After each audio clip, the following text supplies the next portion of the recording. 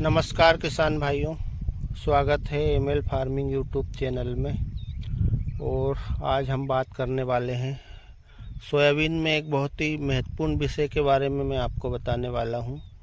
तो आप कृपया वीडियो को पूरा देखिए और चैनल को सब्सक्राइब ज़रूर कर लीजिए, क्योंकि मैं आज आपको सोयाबीन के बारे में एक ऐसी महत्वपूर्ण जानकारी बताने वाला हूं जिससे आपका उत्पादन बिल्कुल 100% बढ़ेगा ही बढ़ेगा, ये मेरी गारंटी है। लेकिन आपको मैं जो बताता हूँ वो करना पड़ेगा सोयाबीन में, और आपका उत्पादन बिल्कुल बढ़ेगा, 100% गारंटी है। और कई प्रगतिशील किसान हैं जो जानते भी थे इसके बारे में पहले से, वो पिछले 5-7 साल से इसका उपयोग करते भी आ रहे हैं और उनको उसका फ़ायदा भी मिला है। तो साथियों, आपको सोयाबीन में फंगिसाइड का स्प्रे करना ज़रूरी है।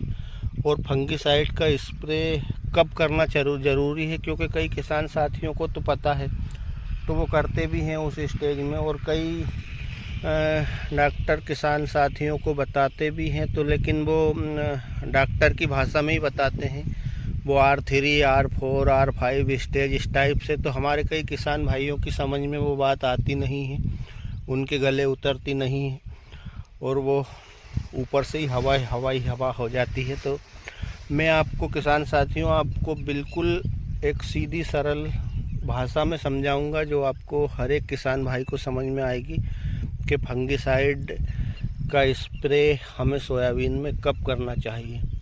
और मैं आपको एक और चीज़ बताऊंगा कि फंगिसाइड का स्प्रे कब नहीं करना चाहिए। तो करना चाहिए ये तो बताऊंगा ही, लेकिन कब नहीं करना चाहिए ये आपको बताता हूँ मैं। मान लीजिए आपका सोयाबीन छोटी स्टेज में है और आप पेस्टिसाइड का उपयोग पहला या दूसरा स्प्रे कर रहे हैं, तो उस टाइम पे सोयाबीन छोटा ही रहता है, उस टाइम पे फूल भी नहीं आते हैं, तो उस टाइम पे आपको फंगिसाइड नहीं डालना चाहिए।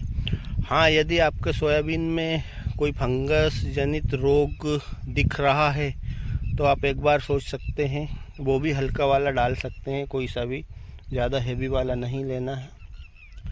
लेकिन ज़्यादातर रोग उस स्टेज में सोयाबीन में फफूंदजनित रोग आते नहीं हैं, तो आपको वहाँ से तो बचना ही है, क्योंकि वहाँ पे आपको पैसे खर्च करने से कोई फ़ायदा नहीं है। सोयाबीन आपका अपने आप ही ठीक हो जाएगा। लेकिन आपको फंगिसाइड कब डालना चाहिए ये एक महत्वपूर्ण विषय है, और कई प्रगतिशील किसान डाल भी रहे हैं और उनको पता भी है किस स्टेज में डालना है, तो वो उसका फ़ायदा लेते भी आ रहे हैं, उनको मिल भी रहा है।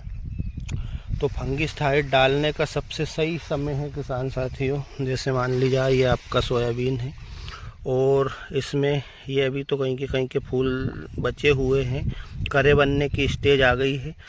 तो आपके करे बनने की स्टेज से जैसे फलियां बनना चालू हो जाए, उस टाइम पे आपको फंगिसाइड का उपयोग करना है।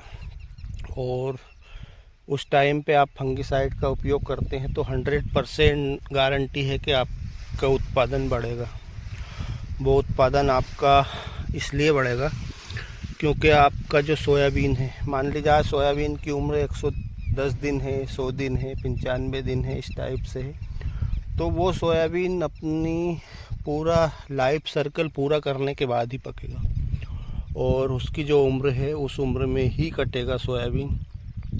कई किसान भाइयों का मानना है कि फंगिसाइड डालने से सोयाबीन लेट हो जाता है, और मान लीजिए हमारे पास पानी की कमी है तो हमें अगली जो आने वाली हमारी गेहूं की फसल है उसमें नुकसान उठाना पड़ सकता है सोयाबीन लेट होने की वजह से। किसान साथियों, बिल्कुल भी नहीं है ऐसा, क्योंकि मान लीजिए आपने 110 दिन की उम्र का सोयाबीन बोया है तो आप उसको 70 या 80 दिन में तो काट ही नहीं सकते। हाँ, फंगिसाइड अगर आपने नहीं डाला और इस बीच में वो उमस गया सोयाबीन, तो वो ज़रूर आपका 80 दिन में 85 दिन में कट सकता है, लेकिन आपको कहीं ना कहीं उसका घाटा भी उठाना पड़ेगा, क्योंकि फलियां पिचक जाएगी, सही से बनेगी नहीं और सोयाबीन उमस कर आएगा। तो वो कहने का मतलब ये है कि वो अपनी उम्र से पहले ही अकाल मृत्यु मरने की स्थिति रहती है, तो वो स्थिति पैदा नहीं करनी है। आपने 110 दिन का सोयाबीन लगाया है तो आप उसमें फंगिसाइड ज़रूर डालें और उसको 110 दिन में ही आने दें ताकि वो अच्छे से पके और अच्छे से उसकी फलियां बने, अच्छे से उसका दाना बने, तो आपको उत्पादन में भी फ़ायदा मिलेगा। तो किसान भाइयों, आप समझ ही गए होंगे कि फंगिसाइड सोयाबीन में कब डालना चाहिए और क्यों डालना चाहिए और उससे क्या फ़ायदा है।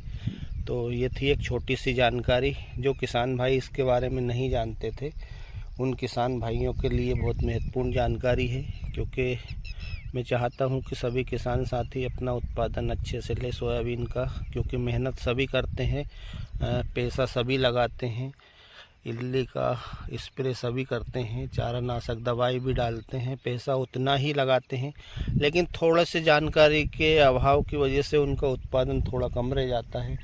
तो किसान भाइयों, अब आपका भी उत्पादन बिल्कुल भरपूर आने वाला है।